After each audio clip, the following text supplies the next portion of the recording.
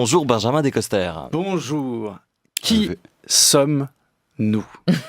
Alors, pas nous, là, en studio, ça on sait, on est des gens fatigués qui acceptons de sacrifier nos dimanches pour nos failles narcissiques.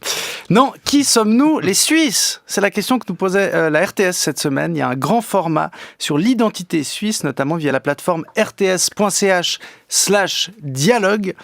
Quand la RTS se met à dialoguer, c'est généralement qu'il y a des votations sur la redevance qui approchent. Comme ça, ils peuvent nous faire une générale de Gaulle après. Je vous ai compris.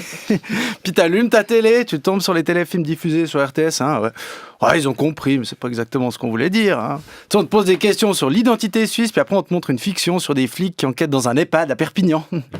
Si la réponse vous intéresse pas, faut pas poser la question. Enfin bref, l'identité suisse, c'est un débat qui revient souvent chaque année avant le 1er août. Dans les médias, je précise, pas dans mon entourage, non. Parce que moi, je suis lausannois. Puis à Lausanne, avant d'être suisse, les gens se sentent surtout socialistes, quoi. L'autre grand débat, c'est est-ce qu'il faut faire la fête le 31 juillet ou le 1er août?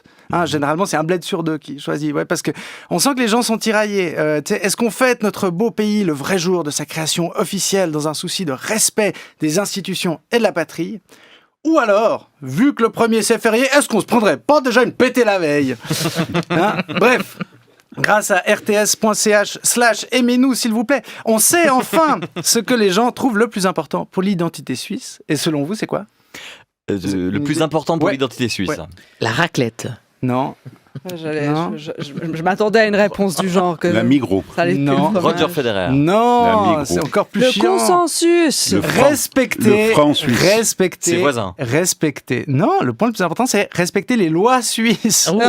Yes, quoi. Sexy. Quel patriotisme. Tu m'étonnes qu'on soit pas le pays qui fait le plus fantasmer à l'étranger. Les Italiens, on les identifie à Roméo et Juliette, les Français aux liaisons dangereuses, les Indiens au Kama Sutra, puis nous, c'est le code des obligations.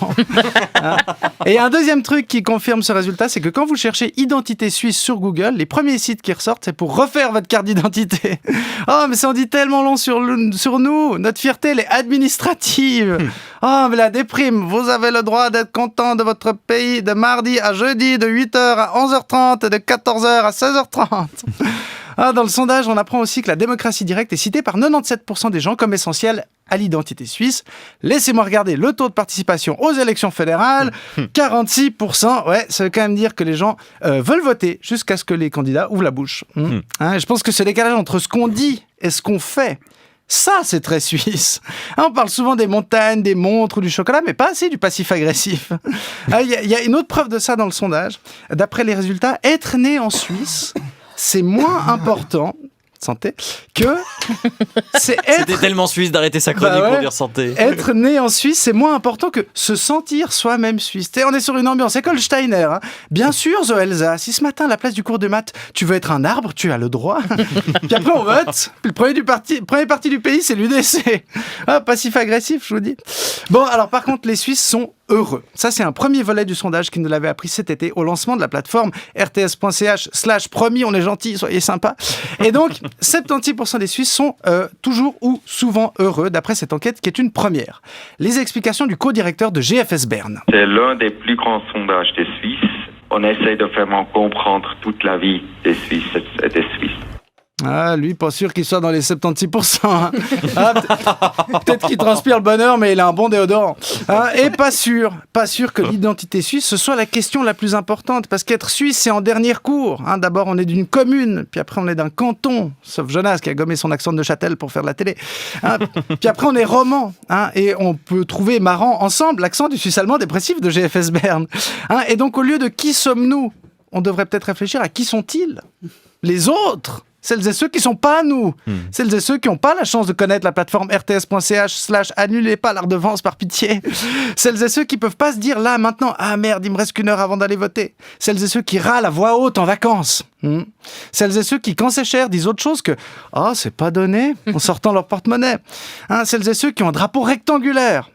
Celles et ceux qui ont un hymne national qui incite plus à la combativité qu'au suicide.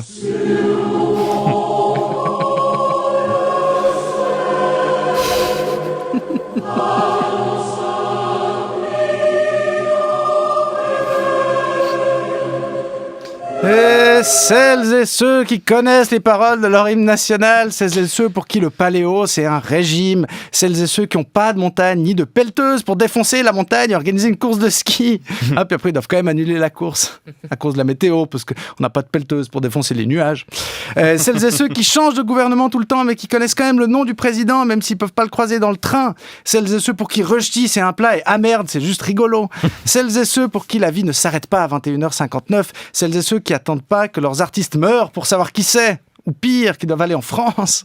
Celles et ceux qui voient la Suisse comme un îlot exotique. Et c'est vrai qu'on est un pays un peu bizarre, un peu bricolé, et on doit peut-être se résigner à se définir par la négative. Hein. C'est à l'image de notre pays, un peu triste mais efficace. Hein. Pour les romans, être suisse, c'est surtout ne pas être français. Pareil pour les alémaniques avec l'Allemagne et les tessinois avec l'Italie. Puis les romanches... Ah bah si ça se trouve être suisse, c'est savoir que les romanches existent en fait. Bon, on sait pas, on ne l'a jamais vu. Allez, je vois que c'est l'heure de commencer l'émission et la ponctualité, c'est important. Merci de m'avoir écouté. Joli, merci Benjamin Descosters.